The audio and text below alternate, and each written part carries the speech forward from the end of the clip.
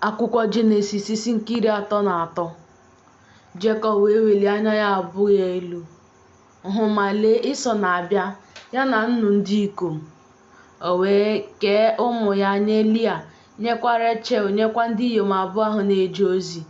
O wee doo ndị inyom ahụ na-eje ozi na ụmụ ha mbụ, na Lịa na ụmụ ya n'azụ ha, na Rechel na Josef n'azụ ha. Ya onwe ya wee gabiga n'ihu ha kpọọ isi ala ugboro 7 ruo mgbe ọ bịaruru nwanne ya nso. Ịsọ wee gbaa ọsọ izute ya, gbakoo ya, dakwasị ya n'olu, sụtụ ya ọnụ. Ha wee kwaa akwa.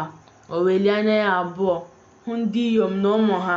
Ọ sị, olee ndị bụ ndị a gị na ha yikọrọ? Ọ sị, ụmụ nke Chineke nyeworo ohu gị na amara.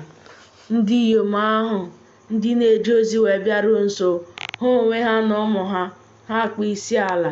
Lịa na ụmụ ya bịakwara nso kpọọ isi ala. Emesịa Josef na Rechel bịakwara nso kpọọ isi ala.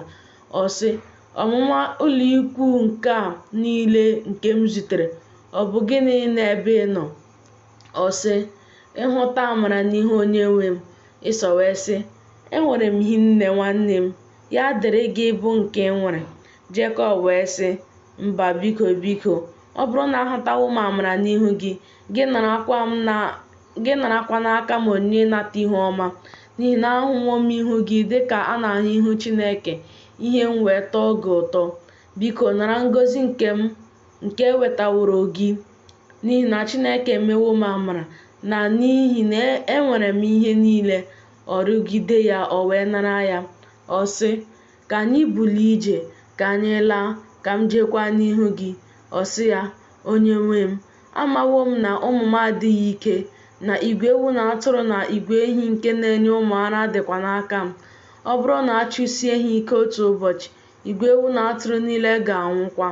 Biko ka onye nwe m gabiga n'ihu ohu ya, ma mụ onwe m ka m na-edu ha nwayọọ nwayọọ, dịka iji ụkwụ anụ ụlọ nke dị n'ihu m, na dịka iji ụkwụ nke ụmụ m si dị, ruo mgbe m ga-abịakwute onye nwe m ruo Sia.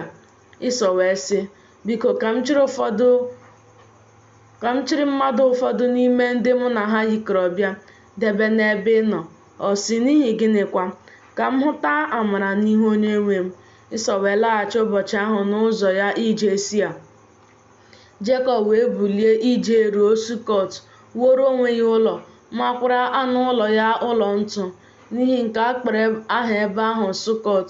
Jekọb wee bịaruo Shelem bụ obodo Shekem, ndị dị n'ala Kenan. Mgbe o siri na Padan Aram bịa, ọ maa ụlọ ikwu ya n'ihu obodo ahụ. O wee zụta oke ọhịa ahụ, ebe ọ gbasara ụlọ ikwu ya n'aka ụmụ Hemọ, bụ nna Shekem, n'ọgụ mkpụrụ ego 5. O guzo ebe ịchụ àjà ọtọ n'ebe ahụ, kpọọ ya Elohe Izrel.